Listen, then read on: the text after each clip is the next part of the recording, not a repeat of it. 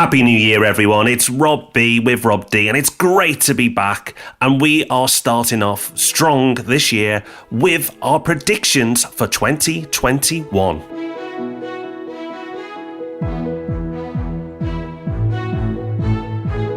Yes, welcome to the Property Podcast, where every Thursday property investors come to be informed and inspired. In our predictions this week, we're picking out our top cities, we're talking about the fate of London, we're speculating about the stock market, and even making a prediction about the Olympics. Make sure you stick around for all that and all the way to the end, where we've got some exciting news about what we've got planned for the rest of the year as well. So you may have heard us let slip in December that we are launching a brand new podcast. And if you missed it, you are now officially notified. Wowzers, a brand new podcast. And it's not going to be in the Property Podcast feed. It's going to have its own separate feed. And next week, Rob, we can finally start to reveal the details around this new show. Yeah, we gave Santa the scoop on this one a few weeks ago, but everyone is going to find out a lot more next week. So there are two things to do to make sure you're in the know about this. First is to listen to the podcast next week. Easy. You do that every Thursday anyway, don't you? The other is to keep an eye on our YouTube channel, because that is where we're going to be revealing all first. And there's going to be something very, very exciting going up on there ahead of next week's podcast. So if you are not already, go to our YouTube channel. It's Property Hub UK. Make sure you're subscribed. Make sure you've got notifications on, because something very exciting is coming next week. I, of course, would say this, but I think this new podcast is going to be very, very special. And based on reactions to some of our episodes of the Property Podcast in the past, I think it's going to be extremely popular. But not much longer to wait to see if you agree. More info coming next week. So you would think after last year that we'd knock this episode on its head. Like, why would we continue to make predictions when it's such a difficult world to make predictions in right now? And it always is hard to make predictions, but right now, you got to be crazy, right? Well, luckily enough, we are, Rob. Yes, indeed. We are back for more. We're not only going to be making predictions about the property market, which we supposedly know about, we're also going to be making predictions about a whole bunch of other things that we know nothing about. Why do we do it? I'm not sure, other than to give us an easy episode in December when we review them. Might be easy to record, Rob, but it's painful to listen to. Yeah, fair enough. It is. Well, let's try to defer that pain a little bit by starting this year, at least, with where we performed strongest last year. Someone's bound to mention it, so it might as well be me. I got 4 of the top 5 growing cities in terms of house prices right last year. We measure this by using data from HomeTrack. Would you like to do the honours first this year, Rob? Well, I'm not going to be as good as you and go for 4, but I'll pick 3 cities I think will feature in the top 5. So I'm going to go for Liverpool, and that's no bias. I really do believe it will be there on its own merit. Nottingham and Leeds, I think, will all feature in the top 5 in the HomeTrack report at the end of 2021. I'm fairly confident on that. I think you're right to be, because this is really boring, but I completely agree. And I absolutely swear, before you said it, I was going to say the same thing. Those 3, to me, Liverpool, Nottingham, Leeds, feel like very safe predictions. There's nothing surprising about them. They all did very well last year. But I think that those growth trends have got a lot further to play out. We saw some cities that had been doing very well fade away in 2019. Edinburgh, for example, had a phenomenal couple of years, then started to fade. Leicester as well had been performing very strongly. It just seemed like it was starting to tail off towards the end of last year. But those 3, Rob, I feel very good about. And given the extreme difficulty in making any predictions going into 2021, I don't think there's anything wrong with starting off with a fairly safe one. No, but let's now move on to some not so safe ground. And London's been a bit of a mixed bag for us over the years. We've got it really wrong at times, but occasionally we've got close. So I don't know why, but we continue to try and predict what's going to happen around London. And again, I'm going to use the HomeTrack report as the benchmark of what I think is going to happen here. And I think London will end up in the bottom 5. Now, that is a bit bold in some respects, because it didn't end up in the bottom 5 last year. So that is saying it's going to move back into the bottom 5 where it had been in previous years. And I think that the impact of the coronavirus, people looking to move out of London, will have an impact on prices there. I don't see property prices falling. I actually see them growing in London, but I just think other areas will outperform London. Now, it'll be interesting to see what happens after this year, whether that trend of people moving away from London is just temporary or it's actually a new trend that's going to be consistent. But for this year at least, I'm comfortable in saying that London will be bottom 5, but still will experience growth. Well, so far so boring, because I completely agree. I'm tempted to put a number on it, but I've been scarred by being so wrong in the past on London, so I'm not going to do that. I think bottom 5 in terms of cities makes a lot of sense. I'm actually long-term positive on London. I think the trend of people moving out may have further to go, but I think it's only a short-term trend. I think London is still going to be an economic powerhouse. I still think it's going to be a popular place to live. But given the fact that it performed so strongly in the first half of the cycle, it was always going to fall behind many other cities as the cycle moves on. And especially when you add in that current pressure of people moving out, I think bottom 5 makes a lot of sense. So we said this would be a difficult year, but so far I'm feeling really good about these predictions. I'm not too nervous about them at all. Shall we ruin that by trying to put a number on growth for the UK as a whole? Okay, let's do it. This is one that sounds risky now, at least at the time of recording. Let's see how it sounds at the end of the year. But I actually believe that the UK as a whole will experience growth of over 4%. I really do. And I know a lot of people are going to think I'm bonkers because of everything that's happening in the world right now. I've not put my blinkers on. I'm fully aware. But I'll rationalise my prediction. I believe that QE, which hardly anyone ever talks about, will start to have an impact on asset prices in 2021. I also believe that the government will look to stimulate the property market as a piece of good news that they can cling to. So I think that while it may seem quite bold right now, I'm hoping that I'm not going to look too daft when we review this at the end of the year. And as I recorded today, I really do believe that we'll see growth of over 4%. We will see. Rob, are you going to agree or are you going to disagree? This is a really hard one because I completely agree with your overall thesis. It's just the timing that I'm uncertain about. So when we reviewed last year's predictions and we saw that prices in 2020 were set to be going up by more than 6%, we raised the question of, is this the start of a more aggressive run of prices, or is this a temporary aberration all around lockdown and the rest of it, and then it just fades away again as some of the bad news feeds through? I still believe that ultimately we go into a boom rather than a crash. That's something we talked about extensively last year when we were talking about the impact of coronavirus on the property cycle and on the housing market in general. So to me, saying growth of over 4% doesn't sound crazy. It might sound crazy to Capital Economics, who are predicting a fall of 14%. It might sound crazy to CBR, who is saying it's going to be down 13.8%. It might seem crazy to Savills, who are saying that prices are going to be flat. But to me, no, I get it. What I'm less sure on is timing. So we know that there's going to be economic fallout as a result of everything that happened in 2020. We know there's likely to be job losses and things like that. We also know that the temporary stamp duty removal has pulled a load of demand forward. So after April, you could expect there to be fewer transactions because loads of people have already moved and are going to be less inclined to do so afterwards. We've also got a timing issue because we don't know at what point the world gets back to some kind of normal. When are most people going to be back in offices again? When are we not going to be wearing face masks anymore? Is that going to happen in the first half of 2021, the second half, or not at all? It's that uncertainty around timing that makes it really difficult for me to call it next year. So as a result of that, I'm going to go for a slightly wussy, watered down version of your prediction, and I'm going to say prices will be up 2%.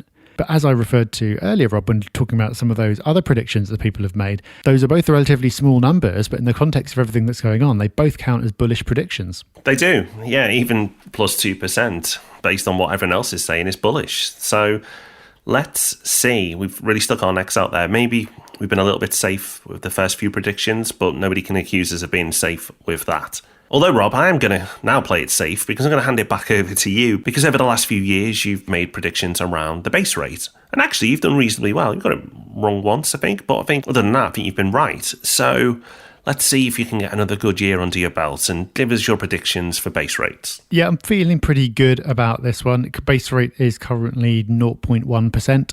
I don't think it's going any higher than that. That's my prediction. I also, off the record, think it's unlikely that rates are going to go negative this year. I know there's a lot of talk about negative rates. I don't think that's going to happen this year. But my official prediction is no higher than 0.1%. I also, while we're talking about monetary policy, feel pretty safe in predicting that there's going to be another round of QE. pretty convinced about that. Well, I'll back you on that one, Rob. I think that it does feel safer, and I'd actually be surprised if there isn't another round of QE. So, yeah, I'll match you. I do believe there'll be another round of QE. Another thing I do believe will take place, and this, again, may appear a risky prediction, because it probably is, but I think the government will either extend the stamp duty holiday or offer a different version of the stamp duty holiday. And I'm going to give myself a backup here. If that doesn't happen, I think in its place, they'll announce another form of major stimulus to the property market. But I think they'll stick with stamp duty because it's proven such an effective tool. Now, it's not something that they can carry on forever, but is the government going to want to pull the plug right now when property prices is probably the only positive thing they can report on at the moment?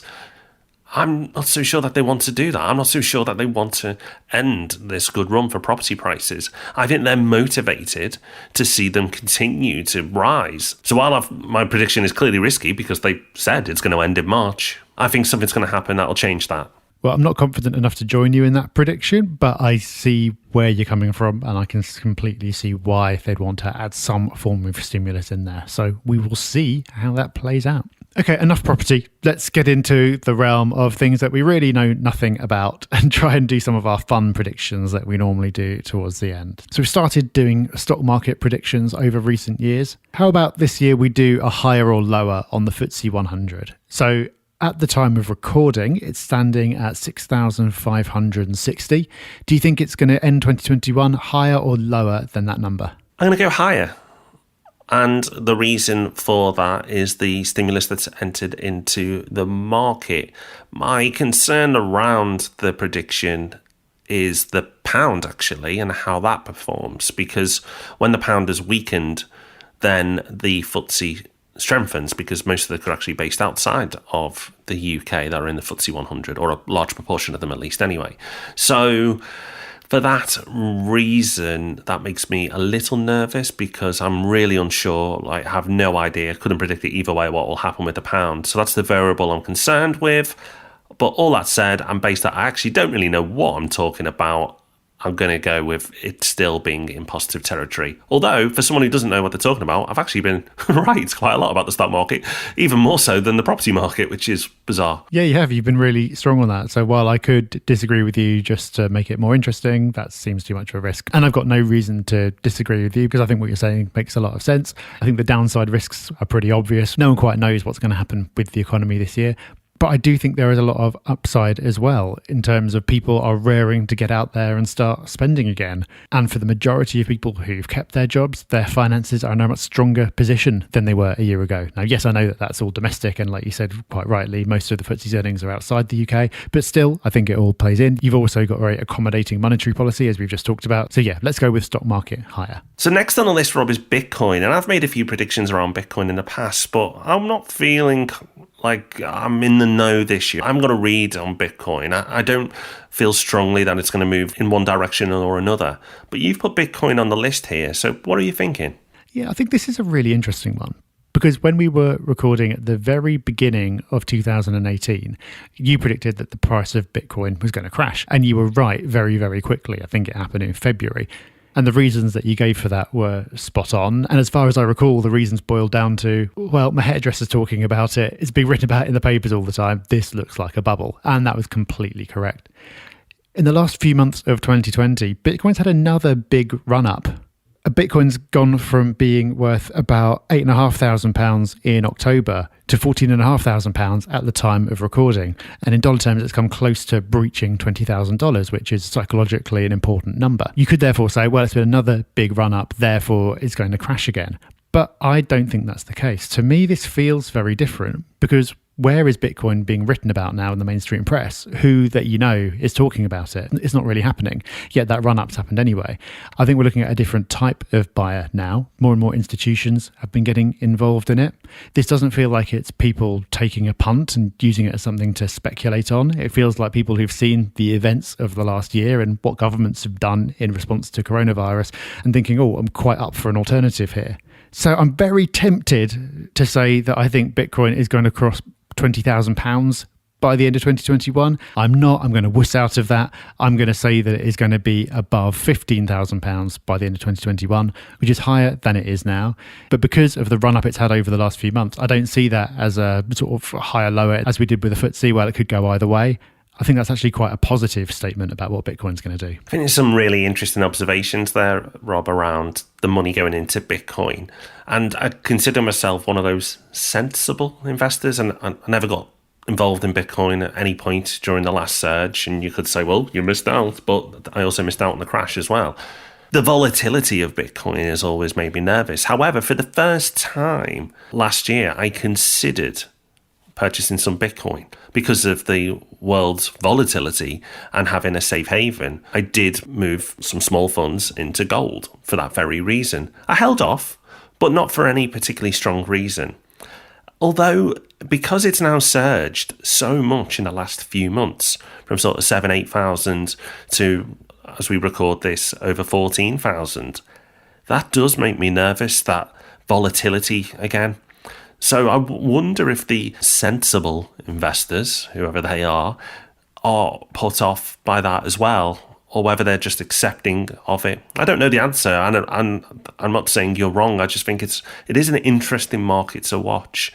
But I'm glad you did make a prediction there, because it means that we get to talk about it again at the end of the year. It's going to be an interesting journey for Bitcoin, and one that now, because of your prediction, I'll definitely be watching closely.